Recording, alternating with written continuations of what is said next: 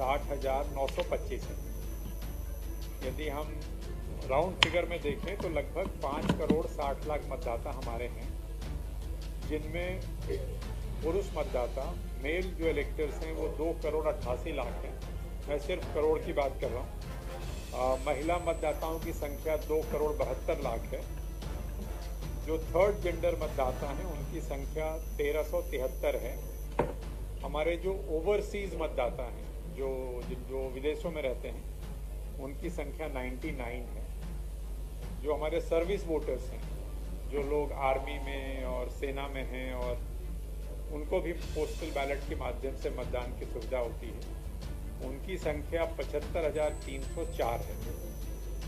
तो सभी प्रकार के जो हमारे इलेक्टर्स हैं उनको यदि हम टोटल करें, उनको मिला दें, तो ये संख्या जो मध्य प्रदेश में निर्वाचकों की संख्या है, जो इलेक्टर्स की संख्या है, वो 5 करोड़ 61,36,229 होती है।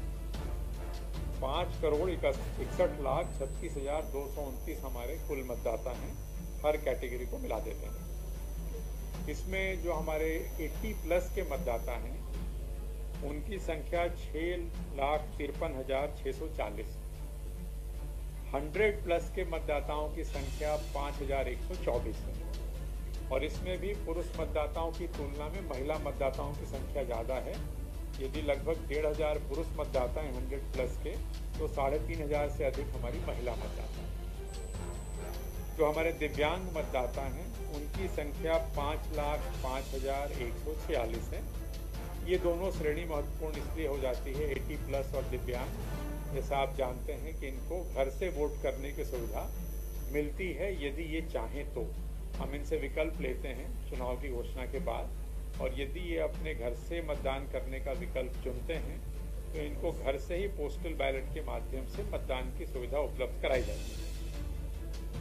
एक और अच्छी चीज़ जो आपसे शेयर करना है कि हमारी जो जेंडर रेशियो है, एक तरह से 1,000 पुरुषों की तुलना में जो महिला मतदाताओं की संख्या है वो 945 है। जो सेंसस हमारा 2011 का हुआ था, जनगणना में जो हमारा जो अनुपात था, जेंडर रेशियो था, वो 931 था। उसकी तुलना में आज हमारा जो इलेक्टोरल रोल का जेंडर रेशियो 945 है। कहने का आशय ये है कि 18 वर्ष से अधिक उम्र की जो पात्र महिलाएं हैं उनमें लगभग सभी ने अपना नाम जुड़वाया है। तो एक अच्छी खबर है कि महिलाओं की भागीदारी बढ़ी है। ईपी रेशियो जो होता है, इलेक्टर टू पॉपुलेशन रेशियो जिसको कहते हैं, आबादी के हिसाब से मतदाताओं की जो अनुपात है वो 64.75 है। ये भी सर्वाधिक है अभी तक। मतलब जो निरंतर प्रयास हुए हैं मतदाताओं के नाम जोड़ने के, वो एक तरह से आपको रिफ्लेक्ट हो रहा है फाइनल फिगर में। 18-19 के जो मतदाता हैं वो हमारी संख्या 22,36,564 है। 22,36,564 मतदाता हैं जो 18 से 19 वर्ष की आयु श्रेणी में। जो 2 अगस्त को जब हम लोगों ने ड्राफ्ट रोल का प्रकाशन किया था तो हमारे मतदाता 5 करोड़ 43 लाख थे, जिसमें लगभग 17 लाख मतदाताओं की वृद्धि हुई है। और आज जनरल इलेक्टर्स की संख्या 5 करोड़ 60 लाख है, जैसा मैंने पहले आपको बताया। इस पूरी अवधि में जो नाम जोड़े गए हैं उनकी संख्या 24,33,000 नाम जोड़े गए, 7.5 लाख नाम हटाए गए और लगभग 15 लाख नामों में संशोधन की कार्रवाई हुई, चाहे उनके फोटो बदले गए हों या उनका नाम वगैरह चेंज किया गया हो। तो आज की स्थिति में मतदाताओं की संख्या आपको बता दी।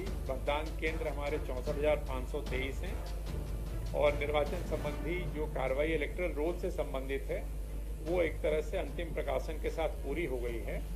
अभी भी नाम जुड़ेंगे। इसमें जो वैधानिक स्थिति है वो ये है कि जो नामांकन होता है, जो नॉमिनेशन की जो आखिरी तारीख होती है नाम निर्देशन पत्र लेने की, उस आखिरी तारीख तक नाम जुड़ते हैं।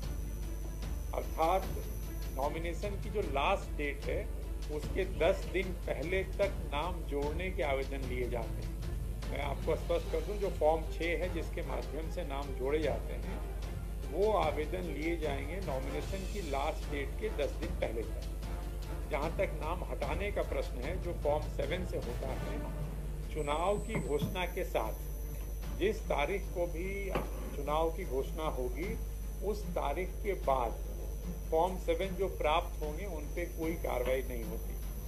मतलब चुनाव की घोषणा के साथ ही एक तरह से फॉर्म 7 प्राप्त तो करते हैं, क्योंकि ऑनलाइन फॉर्म लेने पर रोक नहीं है, फॉर्म 7 लिए जाते हैं, लेकिन डिलीशन संबंधी कार्रवाई रुक जाती है, डिलीशन का काम नहीं होता।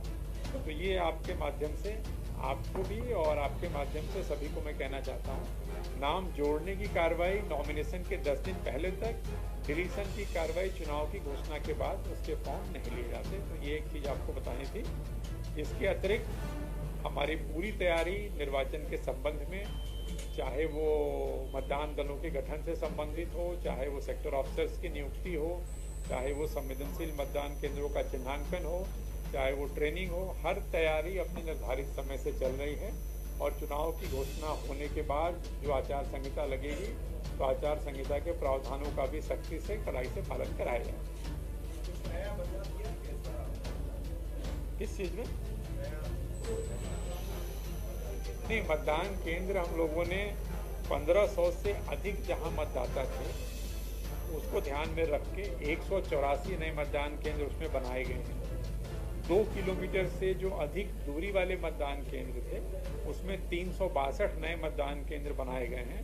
अर्थात मतदाता को ज़्यादा नहीं चलना पड़ेगा, उसको 2 किलोमीटर से कम चलना पड़ेगा।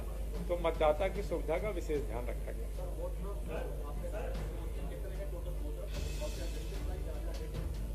नहीं, डिस्ट्रिक्ट वाइज डेटा है।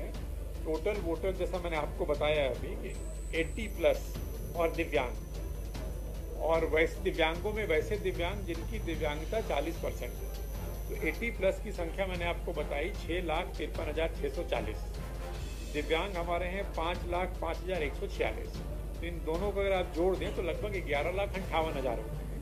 तो इन 11,58,000 लोगों को हम फॉर्म 20 देते हैं, और उनमें से जितने लोग उस विकल्प का चयन करते हैं कि वो घर से मतदान करना चाहेंगे, उनको फिर हम पोस्टल बैलेट की सुविधा उपलब्ध कराएं। सर, आचार संहिता कब तक लग रही है? ये यहाँ से नहीं होता है।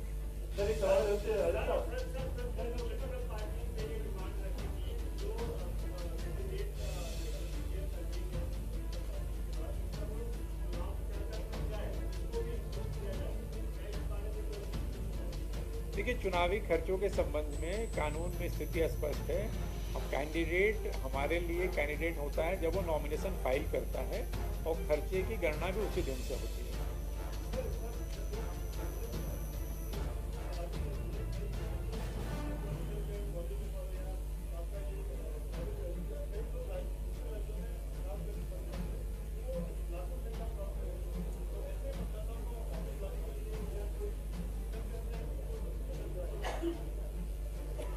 नहीं, आज की स्थिति में रिमोट वोटिंग की कोई सुविधा नहीं है। ऐसे लोग जो मतदान करना चाहते हैं उनको मतदान केंद्र पे ही आना होता है, तभी आकर के मतदान करते हैं। सर, एक सवाल ये है मेरा, मैं रवीश पाल सिंह राजकर से।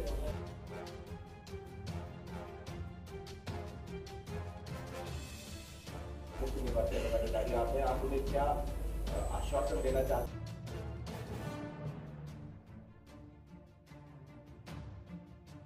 ईवीएम 100% सुरक्षित है।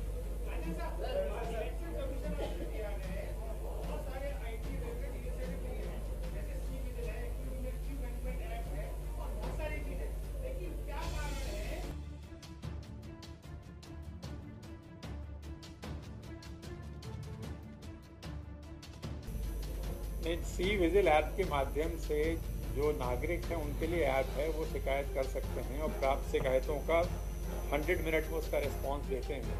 कोई भी मतदाता कहीं भी उसको लगता है कि आचार संहिता का उल्लंघन हो रहा है, तो उस ऐप के माध्यम से अपनी पहचान वो चाहे तो उजागर करे, चाहे तो न उजागर करे, वो मैसेज के माध्यम से, वीडियोस के माध्यम से वो शिकायत कर सकते हैं। और पिछले विधानसभा चुनाव में और लोकसभा चुनाव में काफ़ी लोगों ने इसका उपयोग किया है, इसलिए जनता इसका उपयोग कर रही है। मुझे उम्मीद है इसका और प्रचार प्रसार करेंगे, इस पर और ज़्यादा उपयोग होगा। सर, ये पॉलिटिकल पार्टीज ने मांग की थी कि जो कैंडिडेट डिक्लेयर तो हुए नहीं है, लेकिन वो बड़ी सभाएं और प्रचार उन्होंने शुरू किया है, तो उसके खर्चे के लिए मांग की गई थी कि अभी से उनका खर्चा तय किया जाए। नहीं, इसका उत्तर मैंने दिया, अभी पूछा था आपके साथी ने पीछे से। इसका उत्तर यही मैंने अभी बताया उनको कि कैंडिडेट हमारे लिए कैंडिडेट तब होता है जब वो नामांकन पत्र दाखिल करता है। तो लास्ट डेट ऑफ विड्रॉल के बाद वो कंटेस्टिंग कैंडिडेट की सूची में आता है और खर्चे का हिसाब भी उसका उसी दिन से रखा जाता है।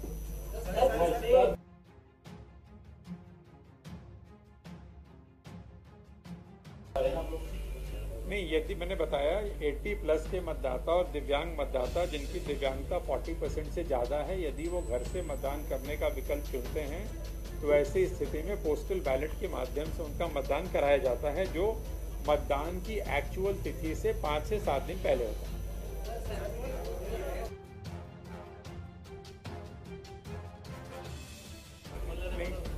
सेंसिटिव बूथ हमारे पिछली बार 17,070 थे और उनकी संख्या इस बार भी अभी ये फाइनल नहीं हुआ है, क्योंकि सेंसिटिविटी चेंज हो, डायनामिक कॉन्सेप्ट है, कई बार कैंडिडेट के नॉमिनेशन के हिसाब से भी बदलती हैं। अभी भी इनकी संख्या लगभग उतनी है पिछली बार जैसी है। देखिए, फर्स्ट टाइम वोटर अगर आप 18-19 पूछेंगे तो मैंने बताया 22,36,564, लेकिन अगर आप इसकी गणना वैसे करोगे कि साहब 18 के बाद तो जो 2018 में 18 साल का हुआ तो आपको 23 साल तक लोगों को लेना पड़ेगा।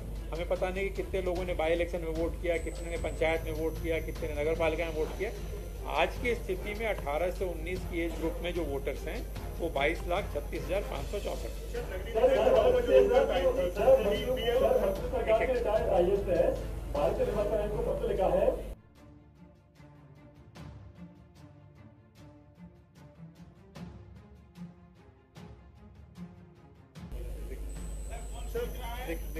देख नहीं रहे।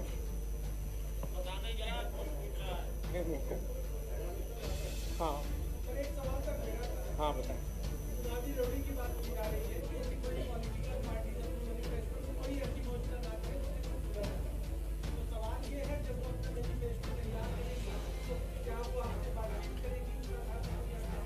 नहीं, ऐसे कोई निर्देश नहीं है कि मैनिफेस्टो तैयार करने के लिए वो हमसे बात करने की आवश्यकता है।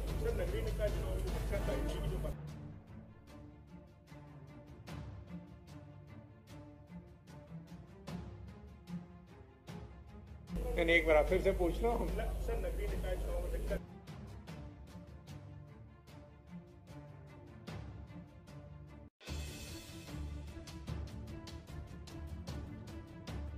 नहीं, पूरा प्रयास ये किया गया है कि एक तो कि परिवार के सभी व्यक्ति का नाम मतदाता सूची में एक ही जगह हो, उसमें ब्रेक नहीं हो, point number 1। Point number 2, voter helpline app, आपका जो हमारी जो वेबसाइट है, इन सब के माध्यम से मतदाता वोटर स्लिप तो बाद में आएगा, बट ऐप के माध्यम से, वेबसाइट के माध्यम से मतदाता को चाहे खुद भी अपना नाम ढूंढ सकते हैं और देख सकते हैं उनका मतदान केंद्र कहाँ है।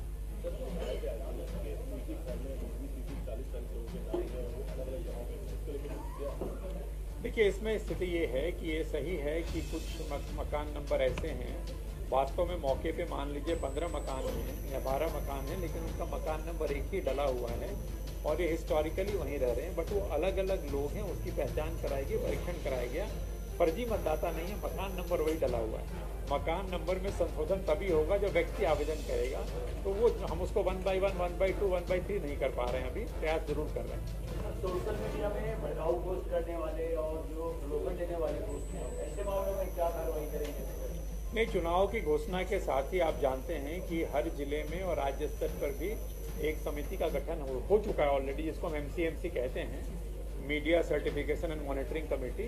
उसके माध्यम से इन पर नज़र रखी जाएगी और जो भी निर्देश उनका पालन कराया जाएगा।